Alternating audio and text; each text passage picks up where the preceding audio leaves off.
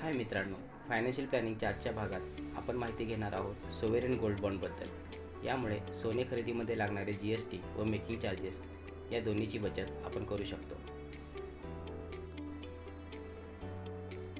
Sovereign gold bond एक सरकारी गुंतवणूक योजना असून आपल्या भविष्यातील सोन्याच्या गरजेसाठी सर्वात चांगला उपाय आहे।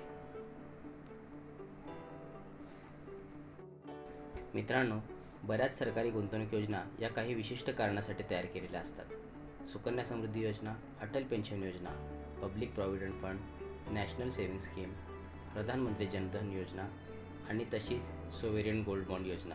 परंतु त्या प्रत्येकाला प्रत्येक वेळेस उपयोगी असतातच असे नाही। त्यामुळे ही योजना तुमच्यासाठी योग्य आहे की नाही हे आपण थोडक्यात समजून घेऊ।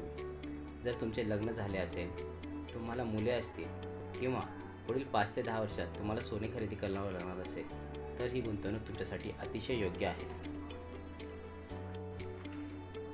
सोवेरियन गोल्ड बॉन्ड योजनेत सरकार वर्षातून 2 वेळा तुम्हाला गुंतवणूक करण्याची संधी देते, ज्यामध्ये तुम्ही कमीत कमी 1 ग्रॅमपासून जास्तीत जास्त 4 किलोपर्यंत गुंतवणूक करू शकता।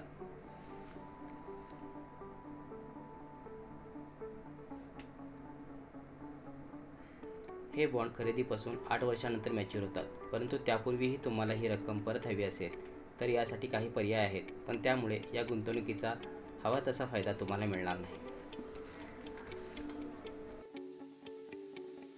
मित्रांनो, भविष्यात सोन्याचा दर किती असेल हे आपल्याला माहीत नसले तरी या योजनेत तुम्ही जितके ग्रॅम सोने खरेदी करून ठेवाल, मॅच्युरिटीनंतर सरकार तुम्हाला त्यावेळच्या सोन्याच्या दराइतकी रक्कम देईल।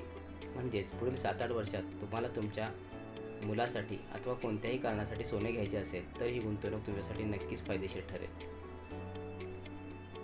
दरवर्षी सरकार 2 वेळा ही योजना सुरू करत असते आणि त्याप्रमाणे तुम्ही दरवर्षी 2 ग्रॅम प्रमाणे गुंतवणूक केली तर तुमची मुले मोठे होईपर्यंत कमीत कमी 3 ते 5 तोळे सोने तुम्ही सहज जमवू शकता।